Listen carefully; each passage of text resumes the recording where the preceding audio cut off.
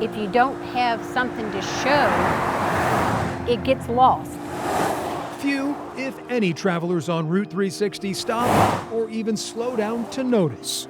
This was a very photographed, abandoned church over the years. Watching the world go by stands a testament to perseverance. So to me, it was so worth saving, so worth saving. Beth and Jim Stanley share a deep connection to Amelia County's old Mount Herman Presbyterian Church. I always was looking at this property, always, from the very beginning. The couple never worshiped here, but they've poured their heart and soul into the building with a rich past. This church was founded on September 3rd, 1882. Mount Herman was one of 6 Presbyterian churches for African Americans opened by Samantha Neal.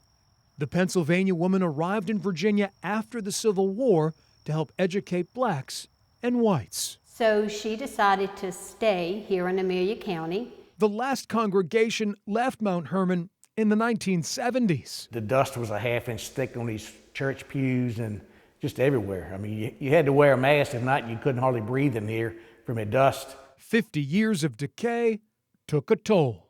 It was bad. The windows were broken out, the doors were busted, the floors were rotted. It was in horrible shape. But the Stanleys saw an opportunity.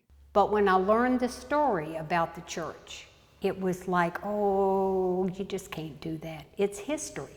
2 years ago, the contractors by trade embarked on one of their most ambitious renovations to date. It was in disarray, but you could see the potential of this church. Mount Herman would need a complete overhaul. This all here is all original.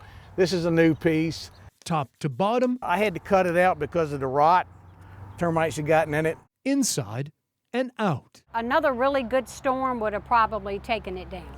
A labor of love requiring lots of money and time. A lot. 7 days a week there for about 8 or 9 months.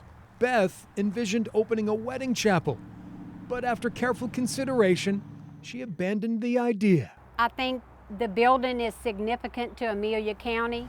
The old church building is now on the market. I think it was a good thing to do it. It really was. Beth and Jim relish rescuing 138 years of Virginia history. If it was bulldozed down, I mean, nobody would have ever known there was a church here.